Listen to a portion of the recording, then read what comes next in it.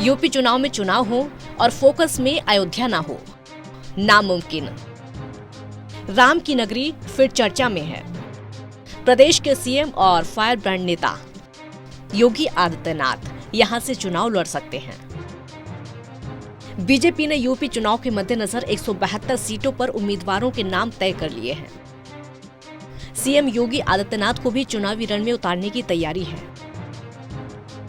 योगी को अयोध्या से उतारकर बीजेपी एक तीर से कई निशाने साधना चाहती है।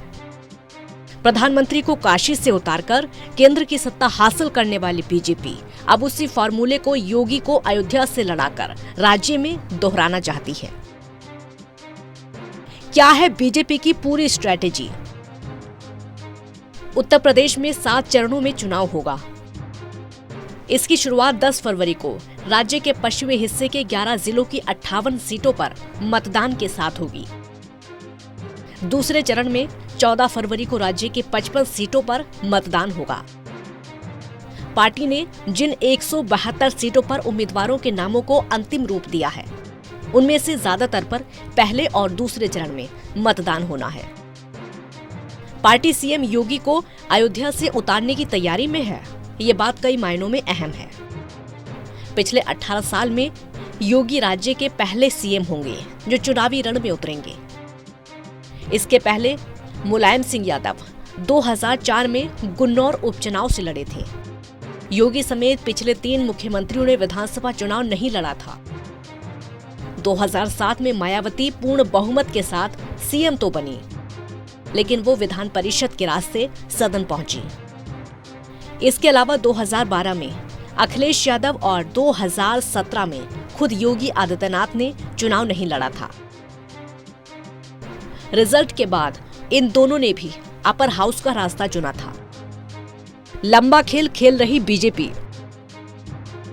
राजनीतिक विश्लेषकों का मानना है कि बीजेपी यहां लंबा खेल खेल रही है, जबकि बड़े लोग विधानसभा चुनाव लड़ेंगे और निश्चित रूप से जीतेंगे। एमएलसी की सीटें खाली हो जाएंगी।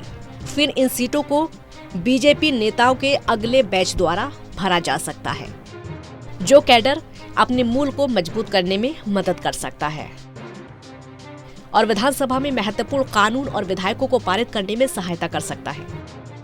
पूर्वांचल में सत्ता विरोधी लहर को देखते हुए बड़े नेता सक्रिय। इसके अलावा पूर्वांचल में सत्ता विरोधी वोटिंग के पैटर्न को देखते हुए पार्टी ने क्षेत्र के बड़े नेताओं को सक्रिय कर दिया है। इस क्षेत्र में पार्टी के राजनीतिक आधार को मजबूत रखने के लिए प्रधानमंत्री नरेंद्र मोदी समेत बीजेपी के मंत्री अक्सर वाराणसी, मिर्जापुर और गोरखपुर जिलों का दौरा करते रहते हैं। 2017 के चुनाव में बीजेपी ने 403 सदस्य सदन में 325 सीटें जीती थी। योगी की छवि के विकास के साथ कानून और व्यवस्था पहले से ही वोट ला रहे हैं। उनके धार्मिक पहुंच, अयोध्या के लिए उनके प्यार के कारण उन्हें इस क्षेत्र में एक बोनस का काम करेगा। सीएम और योगी का अयोध्या पर रहा है फोकस।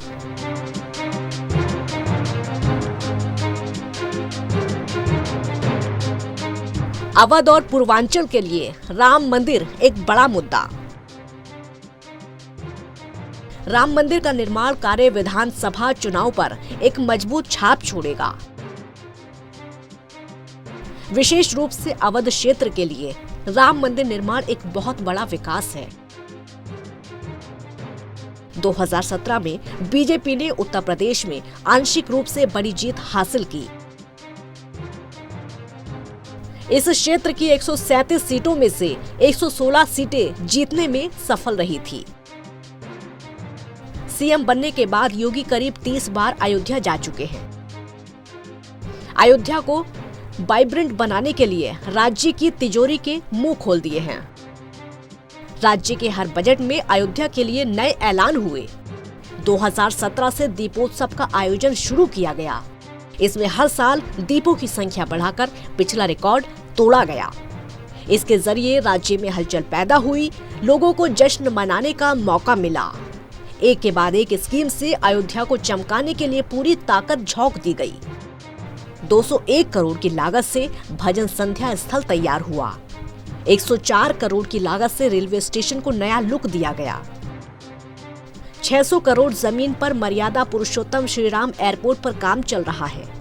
14 करोड़ रुपए की लागत से अयोध्या धाम बस अड्डा शुरू हो चुका है। 84 कोसी परिक्रमा परिपथ का निर्माण कार्य जारी है। 22 करोड़ की लागत से गुप्तार घाट विकसित किया गया। ये काम वो है जो बीजेपी उंगलियों पर गिनती है। बीजेपी को किस तरह होगा फायदा? बीजेपी हिंदुत्व की पॉलिटिक्स करती है। अगर योगी अयोध्या से चुनाव लड़ते हैं तो हिंदुत्व पर सियासी मुद्दा और मजबूत होगा। 2014 में काशी से पीएम को लड़ाने के पीछे यही स्ट्रेटेजी थी। दरअसल काशी और अयोध्या धार्मिक नगरियां हैं, इनसे हिंदुओं की आस्था सीधे जुड़ी हुई है। जब पीएम मोदी काशी से चुनाव लड़े थे तब उनकी छवि कट्टर हिंदू की थी।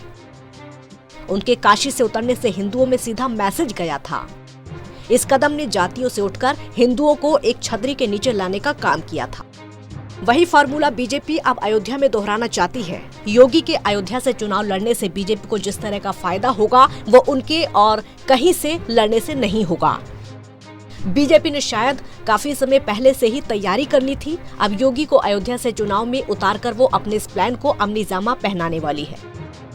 ये कदम कई तरह से बीजेपी को फायदा पहुंचाएगा।